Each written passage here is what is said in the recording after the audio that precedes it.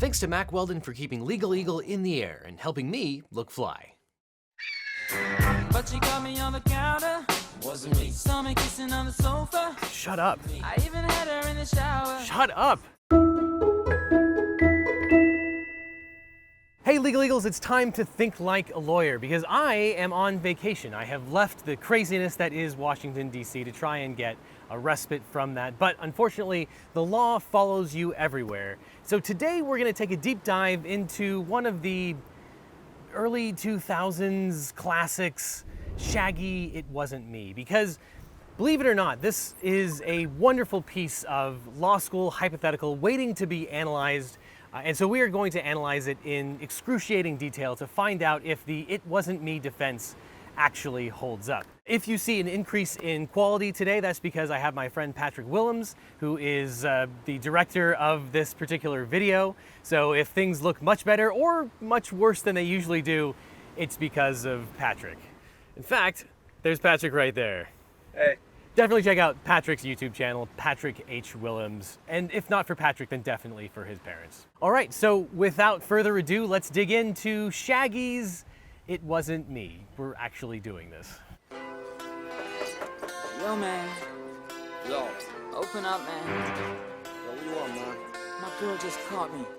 So already we have some problems here. It appears that Shaggy and I believe Rick Rock, if that's a real person, are in a situation where one of them has been caught, let's call it red-handed, and they need some legal advice. Rick Rock is the one who has gotten himself in trouble, and Shaggy is the reggaeton rapper who is providing the counsel here, which in and of itself is a big problem because you can't give legal advice if you're not an attorney. Already, Shaggy here has made some crucial admissions. If I were to represent him, I think that I would counsel him not to talk to a random friend, to talk to a lawyer, and certainly stop making admissions against interest, because if someone got a hold of this evidence, admission against interest is a hearsay exception. Shut the up and talk to an attorney. You made her catch you? I don't know how I let this happen. Okay, ignorance is not a defense. I don't know what to do. So it wasn't you. All right. Okay, so this may not be a strictly legal thing that we need to talk about, but if Rick Rock is talking about the girl next door, I feel that in a post-R. Kelly world, we need to question how old this girl is. Is she past the age of consent? I'm not sure I actually want to know the answer to this question, because if I know that there is ongoing criminality going on, then I may have an obligation to turn that over to the police here. And speaking of R. Kelly, commentators have referred to R. Kelly's defense as the Shaggy defense in his multiple court trials. That doesn't even make sense. Why would I hold all these women? So, yeah, that's some terrible stuff to think about as well. Honey came in and she got me red-handed, creepy with the girl next door. Picture this, we were both caught making love on the bathroom floor. How could I forget that I had given her an extra key? Okay, so what my client here has done is an admission that's not good. He has admitted to giving a key to the woman who he was cheating on. Now, that being said, obviously that cuts against any defense of trespass here. But just because you have given your girlfriend a key to your place doesn't necessarily mean that she has permission to enter at all times. Did she enter during regular business hours? Did she come over at a time late at night when he wouldn't expect her to be there? Does she have cohabitation rights with this particular apartment or house? All of these are potential things that might make it, let's say, illegal for her to be trespassing in poor Rick Rock's house. She may not have a claim to be able to legally enter into the premises. All this time she was standing there, she never took her eyes off me. Okay, we have a problem here. Rick Rock has admitted that the only eyewitness to this alleged infidelity never took her eyes off of the situation. Now, that's not great. In general, direct eyewitness testimony is not as reliable as you might necessarily believe. Often people forget, often things are dark, What has been shown time and time again is that actual eyewitness identifications can be suspect. The problem here is that Rick Rock has identified that this person knew him beforehand. When you have someone who knows the person in question, direct eyewitness testimony can be very, very good. But let's roll the tape back and take a look at this supposed eyewitness testimony. All this time she was standing there, she never took her eyes off me. It appears that she never got a direct view of this person. She only saw the back of Rick Rock, which means that perhaps this eyewitness testimony is not quite as damning as it would first appear. It's entirely plausible that it, in fact, was not him. Wasn't me. Except for all the admissions and stuff. I even had her in the shower. Wasn't me. She even caught me on camera. So we have a couple of problems here. Number one, this appears to be security footage taken from the house itself, which could be a violation of the right to privacy if you were to publicize that. We've seen all kinds of revenge porn cases where you can't use this kind of footage outside of the home itself. Who knows where this poor woman got this footage from, but it may not in fact be admissible in court.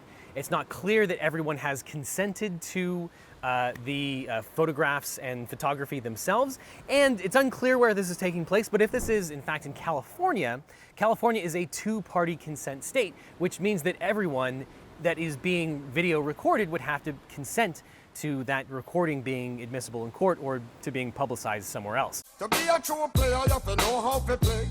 If she say a night, convince her say a day. Never admit to a word where she say. And if she claim her, you tell her, baby, no way. So Shaggy is offering the advice that you have to convince this woman that night is day, and that never admit To a word where she say.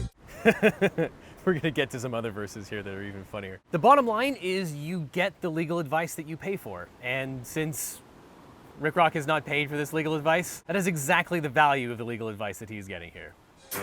But she caught me on the counter. Wasn't me. Saw me kissing on the sofa. Shut up. I even had her in the shower. Shut up. She even caught me on camera. Wasn't me.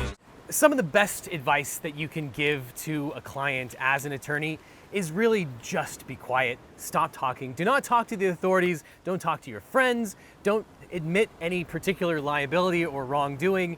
And here, Rick Rock is making the classic mistake of not only talking to everyone about it, but admitting it over and over and over again. But what a competent lawyer will do is to review all of the evidence. And once again, I have to point out that we have never seen Rick Rock's face in any of these potential scenes. So if we can, in fact, keep his testimony out of this thing, then what we have here is just circumstantial evidence. Let's see, the counter, the sofa, the shower, and also on camera. So 4 different potential situations. When you talk about circumstantial evidence, or at least you hear it on TV or in the movies, it's always, oh, this case is going nowhere because it's just circumstantial evidence. This is some really damning circumstantial evidence. So the fact that we haven't seen his face on camera probably doesn't matter all that much. We've seen a person in Rick Rock's house appear to act as if this is their house, and they're having sex all over the place, and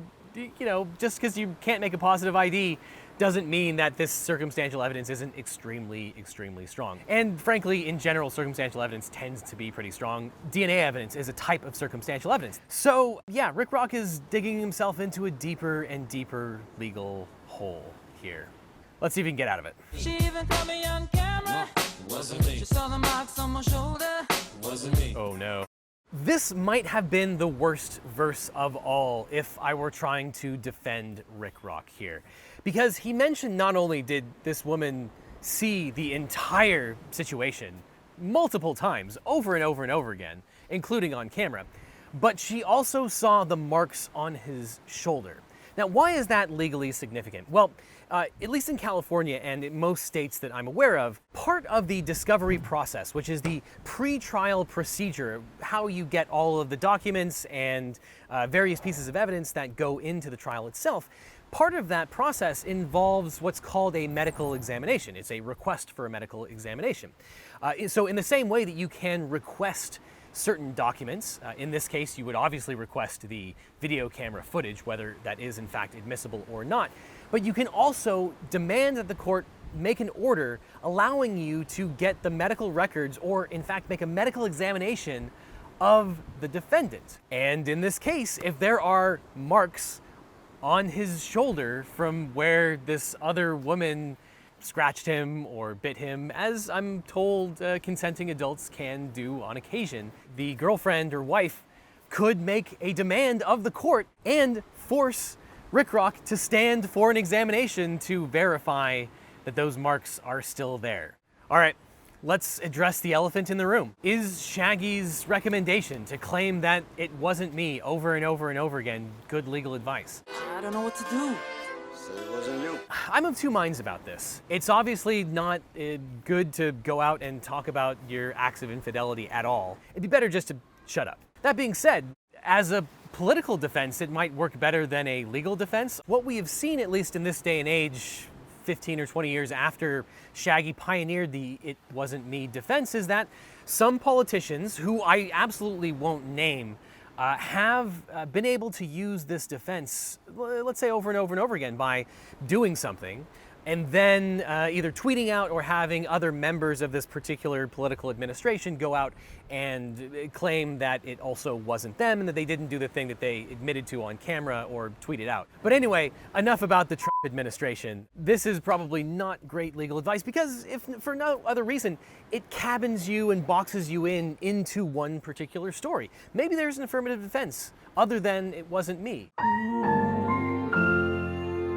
He tripped and fell into the shower, or he moonlights as a yoga instructor and was just helping this woman, a private client obviously, with her flexibility. And then having worked up a sweat in this Bikram yoga one-on-one session, he offered the shower to wash off. She, being new to town, didn't know how to use the shower. It's one of those really complicated, like, 3-handle things. So he took his shirt off while he was helping this woman next door. Wasn't me. So what I'm saying is that there are other defenses. I don't know. I don't know. This is exceeding all of my expectations. Time she was standing there, she never took her eyes off me. Wanna tell her that I'm sorry for the pain that I've caused. No. Don't do that. Your reason, it makes no sense at all. Absolutely do not do that. Do not admit liability unless we have already gone through the liability phase. He has been caught, he has been found and adjudicated to have engaged in this adultery. Then, as a last Hail Mary, perhaps you might be able to get some clemency from the judge by admitting culpability and taking responsibility for what you have done. You know, I think that this particular music video is a great example of the fact that sometimes you don't get to choose your clients. Sure, it would be great to deal with innocent people all the time, but the guilty also require representation as well. That's part of what makes our adversarial system work in the first place. But, you know, if it were up to me, I probably would not choose Shaggy or Rick Rock to be my clients in this particular situation. I think my advice to both of them would be settle. Of course, I'm not in trial, and in fact, I'm on vacation, which is why I'm wearing this incredibly soft polo from Mack Weldon, who I'm thrilled is the sponsor of this video. And what you can't see, but out of frame, are the Mack Weldon shorts. In fact, here is a clip of me just walking along the beach in my Mack Weldon shorts.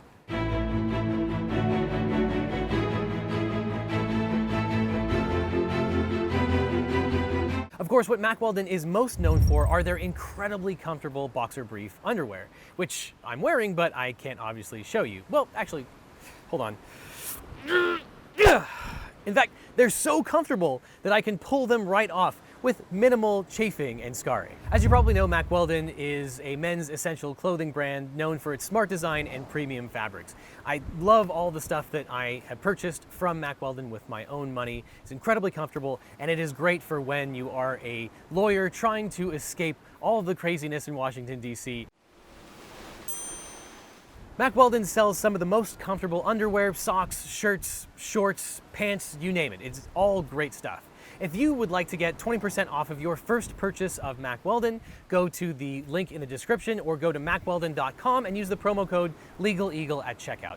Using the URL really helps out this channel. Again, to get 20% off your first order of Mack Weldon, go to mackweldon.com and use the promo code LegalEagle at checkout. So, do you agree with my defense of Shaggy and Rick Rock? Leave your objections in the comments, and check out my other playlist of other lawyer reactions and other legal news over here, where I will see you in court.